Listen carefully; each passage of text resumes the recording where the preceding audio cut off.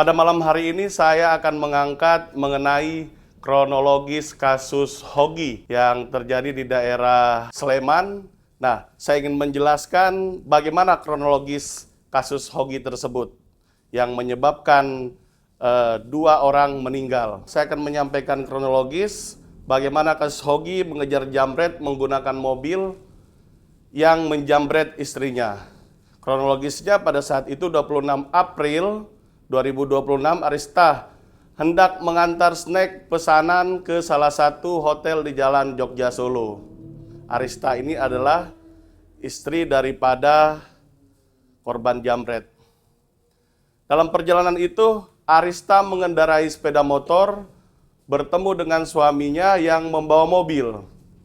Nah, tak disangka dan tak diduga tiba-tiba bertemu Mas Hogi dan Mbak Arista mengendarai sepeda motor bertemu Mas Hogi di turunan flyover Janti.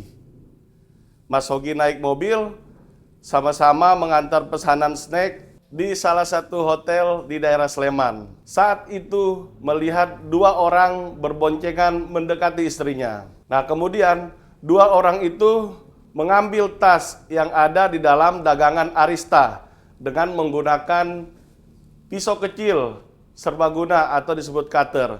Saat itu, kata Teguh, Arista sudah berteriak adanya jambret. Hogi yang menggunakan mobil lalu mengejar penjambret tersebut. Nah, kemudian setelah dilakukan pengejaran terhadap jambret yang berboncengan, yang di belakangnya masih membawa cutter, Mas Hogi berusaha menghentikan, katanya. Nah, kemudian ia mengatakan saat itu, penjambret justru semakin kencang mengendarai sepeda motornya. Sehingga terjadi kontak dengan kendaraan yang dipacu Hogi. Sehingga terjadi body kontak. Kemudian penjambret ini, sepeda motornya masuk ke jalur trotoar.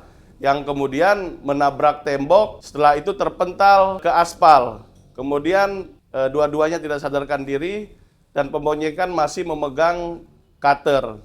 Nah, Teguh menjelaskan tindakan Hogi mengejar penjambret itu ada sebabnya.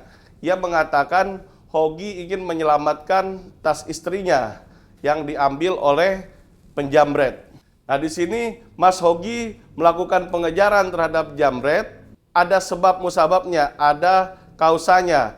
Ketika istrinya disikapi seperti itu dan ingin tas itu kembali pada dia, nah mungkin tak seberapa besar isi tas itu untuk uang nominalnya, tetapi banyak tagihan terkait pesanan snack yang itu juga harus diselamatkan, katanya. Nah, pertanyaan berikutnya di sini, sudah benarkan RJ yang dilakukan terhadap kasus Hogi di Sleman ini? Jelas RJ sudah ada prosedurnya sebagaimana disebutkan dalam Undang-Undang Nomor 1 Tahun 2023 tentang KUHP, dan prosedur beracaranya atau hukum acaranya diatur dalam Undang-Undang Nomor 20 Tahun 2025 tentang KUHP. Nah, saya sedikit menjelaskan terkait prosedur melakukan restoratif sebagaimana dijelaskan dalam KUHP. Nah, pertama adalah dari segi pengertian dulu, karena banyak yang salah kaprah menjelaskan tentang restoratif. Padahal restoratif sudah diatur dengan jelas dan tegas dalam KUHP ini. Yang pertama dari segi pengertian, restoratif adalah atau keadilan restoratif seperti yang dijelaskan dalam bahasa dalam KUHP. Artinya pendekatan yang dilakukan dalam suatu perkara tindak pidana yang dilakukan dengan melibatkan para pihak. Yang pertama adalah korban, keluarga korban, tersangka, keluarga tersangka, terdakwa, keluarga terdakwa, dan atau pihak lain yang terkait. Yang tujuannya untuk mengupayakan pemulihan keadaan semula. Nah, tentunya dari segi pengertian sudah jelas, mulai dari tingkat penyelidikan sampai pemeriksaan di pengadilan sudah ada dan sudah bisa dilakukan restoratif justice. Kemudian yang selanjutnya adalah mekanisme keadilan restoratif dilakukan untuk memulihkan keadaan semula. Nah, berupa apa? Yang pertama adalah adanya pemaafan korban. Pemaafan korban sangat dibutuhkan dalam perkara restoratif justice atau keadilan restoratif. Nah, yang kekhawatiran saya di sini, seandainya terjadi restoratif, kekhawatiran korban menjadi orang yang diperas dalam hal ini. Korban memeras pelaku dalam hal ini. Tapi mudah-mudahan KUHP ini tidak terjadi hal-hal yang demikian. Kemudian yang kedua adalah mengembalikan barang yang diperoleh dari tindak pidana kepada korban. Jadi misalnya adanya barang curian, ya barang curian tersebut dikembalikan. Kemudian yang selanjutnya penggantian biaya perawatan medis dan atau psikologis. Nah ini misalnya berhubungan dengan perkara-perkara lalu lintas yang menyebabkan kecelakaan atau trauma. Kemudian selanjutnya ganti rugi atas kerugian lain yang diderita korban sebagai akibat dari pidana yang dialami korban. Kemudian selanjutnya memperbaiki kerusakan yang timbul dari akibat tindak pidana yang dialami oleh korban. Nah, yang terakhir adalah membayar ganti rugi yang ditimbulkan dari akibat tindak pidana tersebut. Kemudian dalam penjelasan selanjutnya, pemulihan keadaan semula sebagaimana dimaksud dalam ayat satunya harus dituangkan dalam kesepakatan. Nah, berhubungan dengan konteks restoratif justice ini sebelumnya sudah dilakukan dalam perkara ijazah palsu. Nah, dan terkait proseduralnya sudah juga banyak didiskusikan. Akan tetapi banyak yang kadang masih salah perspektif dan dalam menyampaikan penjelasan tentang restoratif. Nah, sedangkan saya di sini menjelaskan penjelasan undang-undang seperti apa agar tidak ada salah kaprah dan salah penjelasan. Nah, selanjutnya kesepakatan sebagaimana dimaksud ayat 2, karena ini saya kutip dalam undang-undang, wajib dilaksanakan dalam jangka waktu paling lama 7 hari. Jadi tidak ada proses berlarut-larut dalam proses penyidikan dan penyidikan untuk kepentingan restoratif justice. Dan tidak bisa dilama-lamakan. Kemudian penjelasan selanjutnya, pencabutan laporan atau pengaduan hanya dapat dilakukan setelah pelaku memenuhi seluruh kesepakatan sebagaimana dimaksud dalam ayat 2. Nah, setelah seluruh kesepakatan terlaksana, perkara wajib dihentikan dan dimintakan penetapan ke pengadilan. Artinya di sini tidak bisa restoratif dilakukan tanpa diketahui oleh pihak pengadilan. Ini menunjukkan bahwa dalam setiap tingkat pemeriksaan ada peran dari pengadilan. Nah, apabila kesepakatan tidak dilaksanakan oleh pelaku sampai dengan berakhirnya jangka waktu sebagaimana dimaksud ayat 3, penyidik wajib membuat berita acara pelaksanaan mekanisme keadilan restoratif yang memuat identitas para pihak, isi kesepakatan, bukti pelaksanaan, sebagian atau seluruh kesepakatan, dan yang terakhir adalah alasan tidak dipenuhinya kesepakatan oleh pelaku. Nah, penjelasan berikutnya, berita acara sebagaimana dimaksud pada ayat 6 menjadi bagian yang tidak terpisahkan dari berkas perkara sebagai dasar untuk melanjutkan ke proses peradilan. Mekanisme keadilan restoratif dilaksanakan terhadap 4 tahapan di sini. Yang pertama adalah penyelidikan, kedua adalah penyidikan, ketiga adalah penuntutan, dan yang keempat adalah pemeriksaan di sidang pengadilan. Di tingkat penyelidikan dan penyidikan itu adalah tupoksi dari pihak kepolisian. Kemudian yang kedua adalah tingkatan penuntutan, tupoksi dari pihak kejaksaan. Dan yang terakhir pemeriksaan di sidang pengadilan, tupoksi daripada para hakim. Nah, mekanisme keadaan restoratif dapat dikenakan terhadap tindak pidana yang memenuhi syarat sebagai berikut. Yang pertama adalah tindak pidana diancam hanya dengan tindak pidana paling banyak kategori 3 atau ancaman pidana penjara paling lama 5 tahun. Jadi jelas di sini ada tindak pidana yang harus dibayar denda dengan kategori 3. Nah, karena dalam KUHP yang baru ada kategori ganti rugi.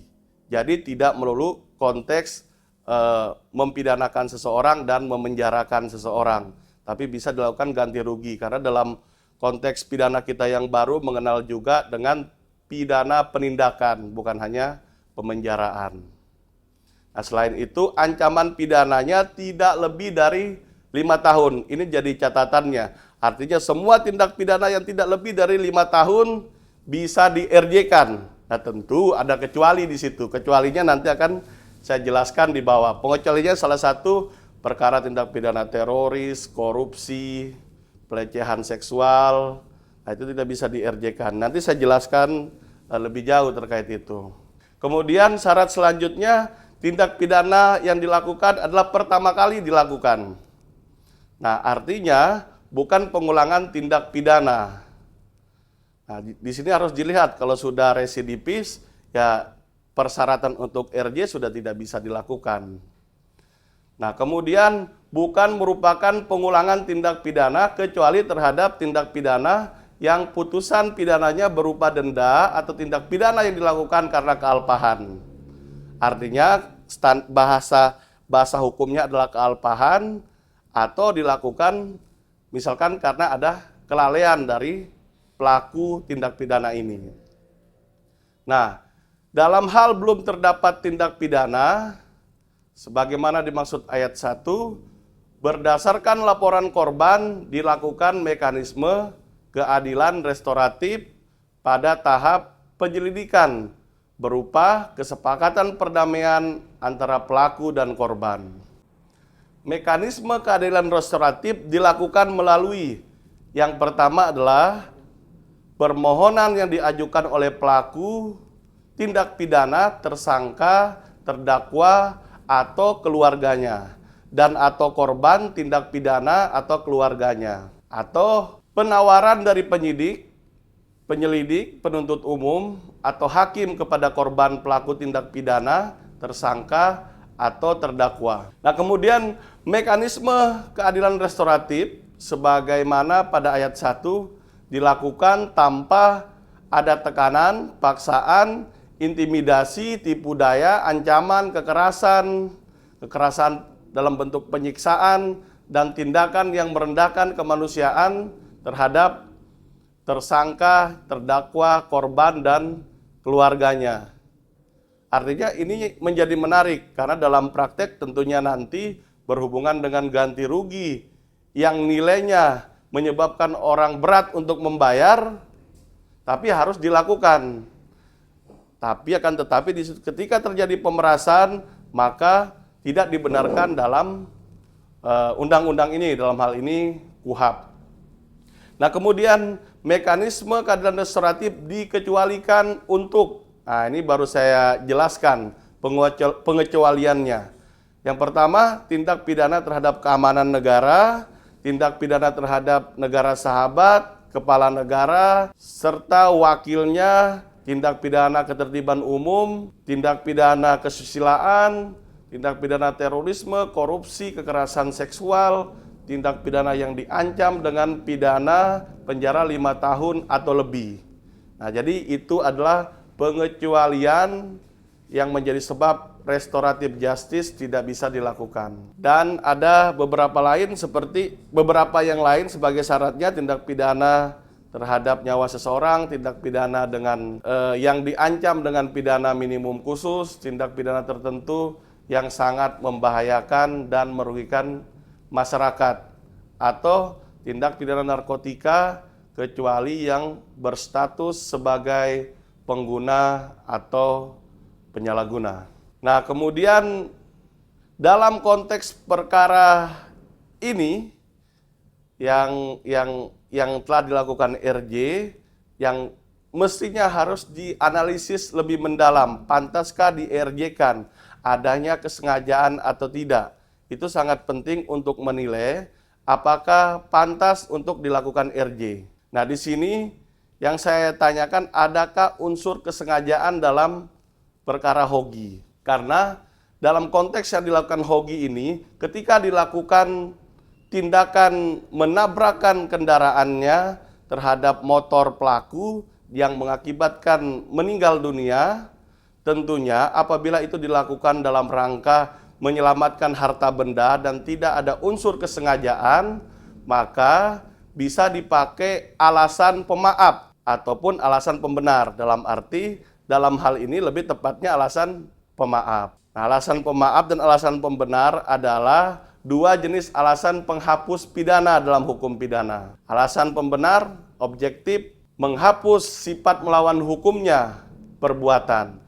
Nah, contohnya apa? Contohnya adalah pembelaan terpaksa. Sedangkan alasan pemaaf adalah disebut juga alasan subjektif, penghapusan kesalahan pelaku. Contohnya karena gangguan jiwa. Nah, kemudian sehingga meski perbuatannya salah, pelaku tidak bisa dipidana.